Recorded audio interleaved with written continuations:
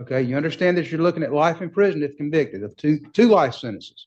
Hell no. How far did you get in school? 9th grade. And you read and write? Barely. I could barely spell.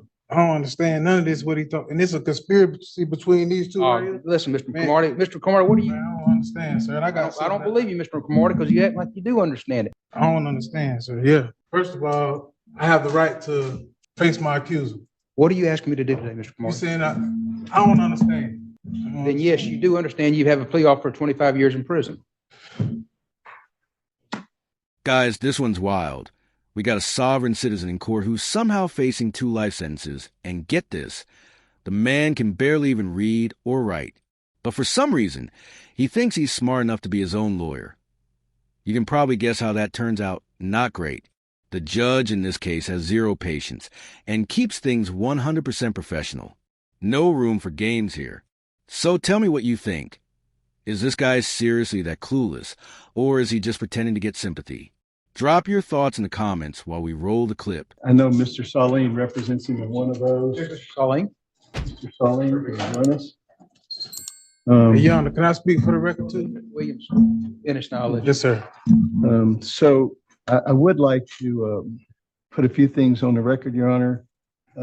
My client had an offer from the state last week, and he did not wish to take advantage of that offer. My investigator and I went out to the jail, talked to him, went over things, explained everything to him. I gave him my advice, which was that I thought it was in his best interest to accept the offer. He refused that, and that offer was for 20 years with a mandatory minimum. He still has an offer today for 25 years mandatory minimum, and I've discussed it with him briefly over here in the box, and he's told me that he doesn't wish to do that. But considering the fact, Your Honor, this man ain't even helped me in my Marty, defense. None of that. Mr. McCarty, I told you I'd give you an opportunity to Okay. Yes, sir. Yes, sir. finish.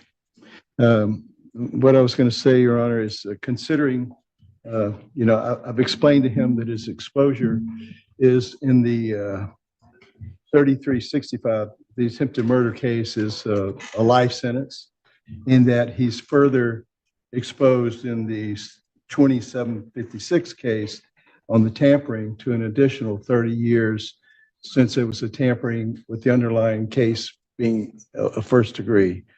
So I've explained to him his exposure. I've given him my advice. I've told him what I think is best for him. And he, as is his right, he's choosing not to do that. But I did want that on the record so that there was no confusion later on about whether or not I had informed him of the offers and how I advised him and that sort of thing. So, Your Honor, my intention is to revoke those offers today, and I plan on moving forward next week. One thing that Mr. Williams mentioned, yesterday I filed the HBFO notice, which actually extends his exposure in the tampering case from 30 years to possible life in that case as well. Okay. So the maximum that Mr. Cromartie faces is 2 life sentences consecutive. Okay. I really wasn't aware of that. You hear what he said? Yes, sir. But so let me ask you this. Before the judge is going to give you a chance to talk. Okay. But in light of the fact that Mr. Sullivan has made this new filing, and now you have your maximum exposure is 2 life sentences, do you wish to reconsider your choices with regard to accepting the offer? I don't understand. I don't understand.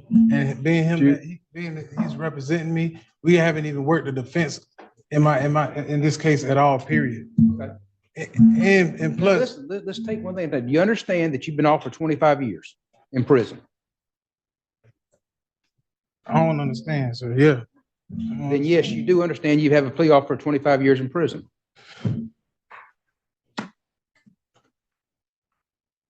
I don't understand because I'm innocent. I don't know what's going on. Listen, you've entered a not guilty plea, so there's a presumption that you're innocent, or a presumption you're not guilty. So that, regardless of your claims or the fact that right now we presume you not guilty, you understand the state has offered to let you plead no contest to charges, and it'd be a 25-year sentence. And I believe, what is it? Is it a minimum mandatory 25? It would be a minimum. Minimum mandatory. mandatory minus the time you served in jail. No, I just need to, you understand that's the plea offer from the state. Hell no. I don't understand none of this, what he thought. And it's a conspiracy between these two right here? Listen, Mr. Man. Cromartie, Mr. Cromartie, what do you? Man, I don't understand, sir. And I don't believe you, Mr. Cromartie, because you act like you do understand it. When the judge offers him a 25-year plea deal, you can literally see the gears in this guy's head turning in slow motion. It's like his brain is buffering. He keeps saying he doesn't understand, hoping the court will give up and just let him walk. But that's not how this works. When someone pulls "I'm confused" move, the judge sends them for a mental evaluation. That's where experts figure out if you're really confused or just pretending to be. And if they catch you faking, you just made your situation way worse. The judge will definitely remember that. So what do you guys think? Is this dude actually lost or just trying to play dumb to save himself? Because honestly, 2 life sentences might make anyone act desperate. But still, this is not the way.